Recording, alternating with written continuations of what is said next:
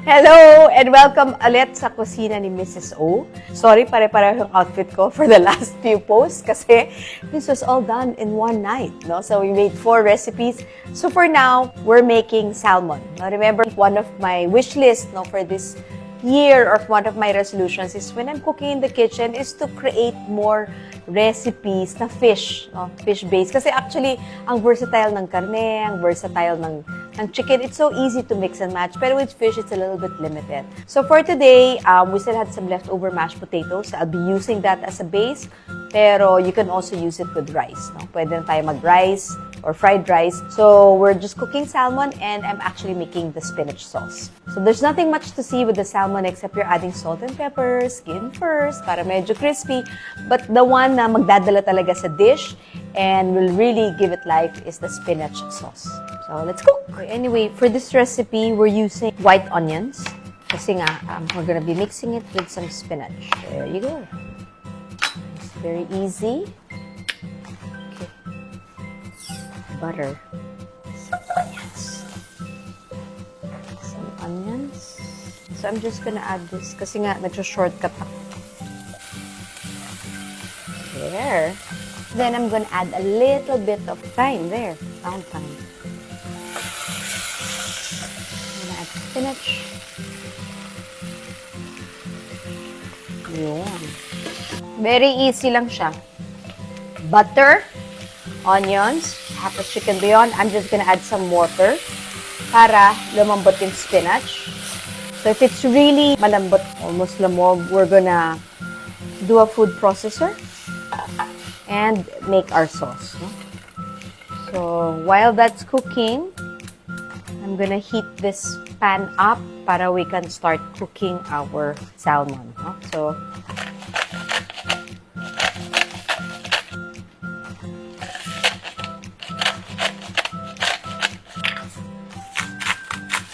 there.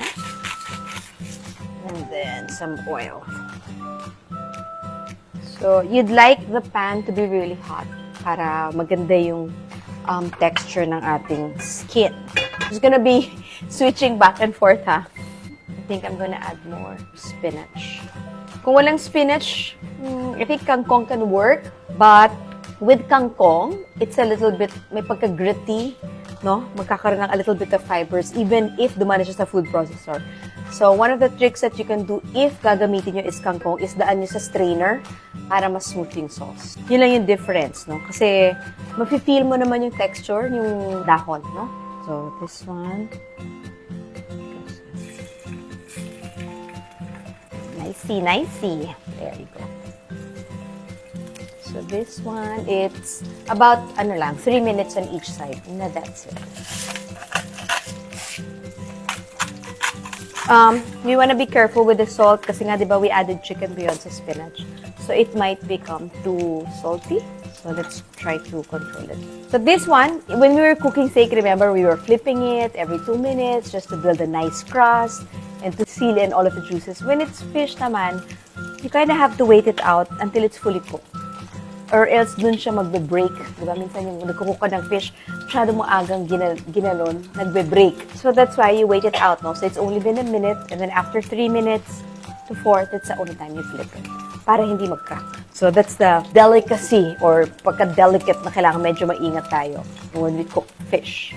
So, hinihintay ko lang ito maging sobrang malambot ang ating spinach para madali na food processor, no? Okay. Very easy, diba? So, wala kaming food processor. Yung food processor namin is the immersion blender. Imarflex lang yan. 5 years old na ata to, matibay. Hindi ako nagsisponsor ng Imarflex. Sa totoo lang, I don't believe so much. There are some items that you don't have to buy so highly priced. Kasi yung wear and tear niya, it's just the same, no? So here, look at it. See? So, ito, para hindi ka tumalsik. Diba minsan takot kayong hawakan? But you have to remember, naluto lang yung side. So, malamig pa to. Hindi ka mapapaso. Kasi kung ganun ka na masyadong malayo, mas tatalsik pa yung oil. So, this one, just to be careful. See? Nice crust. So, again, hindi siya nag-crack. Buong-buo siya. So, here, malapit na to. I'm just gonna add a little bit of cream. And then we'll add a little bit more later. There. 1 more minute. I'll blend it. So this one, yung sauce, pwedeng marami ang gawin nyo. Kunyari the next day, maraming spinach. You can actually just make plain chicken breast, grill it, or chicken fillet na naka-grill lang, and then you can add the sauce. No? So I'm just gonna turn off the fire and blend it.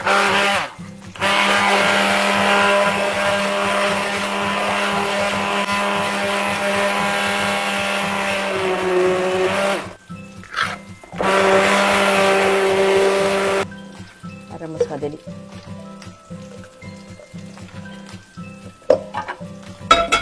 I turned off the fire of the salmon, but I'm leaving it there to cook through. There. Yeah, it's pretty full. And then what you do is you reduce it. When we say reduce it, we're gonna thicken it. There, look at the beautiful color. Or what we can do is we can reduce it here. Para mas mabilis, para feeling restaurant tayo. Ito na, parang restaurant style kuno-kuno. Ayan.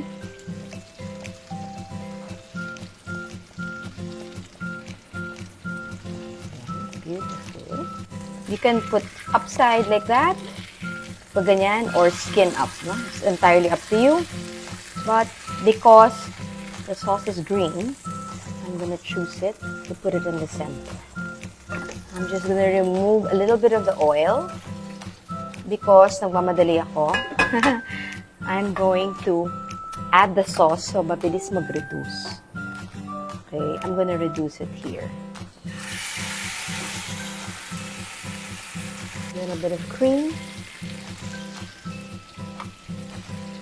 See? Thickening. Para mas mabilis mag-thicken. Nice. Ganda. Ganda. O, parang restaurant. Pwede na ako mag-chef. Okay. Just a little bit. Para lang may konting color. Yan. Another guide, for plating. Some people, they put a lot of garnish. Normally, nakikita ko rin to when I teach classes, no? Sometimes, they add so much garnish that it's not practical and it's not really edible and it doesn't go. So, medyo dapat mindful tayo. So, like this one, I garnish it with some chicharon mashed potato simply because bagay naman siya sa dish, no? So, wag tayo maglalagay na just because of color contrast, hindi na rin natin iniisip yung taste. Tapos, kunyari, medyo ganahan ka pa, you can actually drizzle it with a little bit of extra virgin olive oil. Voila! This is the salmon with spinach sauce, mashed potatoes, and chicharon. What sauce is this? Got a plating sense.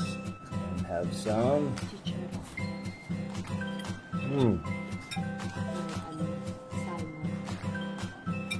Good. Tastes like a restaurant. Kaya every day. Good. No more meat. If I want to eat this every day. Kaya for 1 month. Yeah, No meat. I could eat this every day. Kaya. Just this. Sige, 1 month. I can eat this every day. Nakunahan pa ako.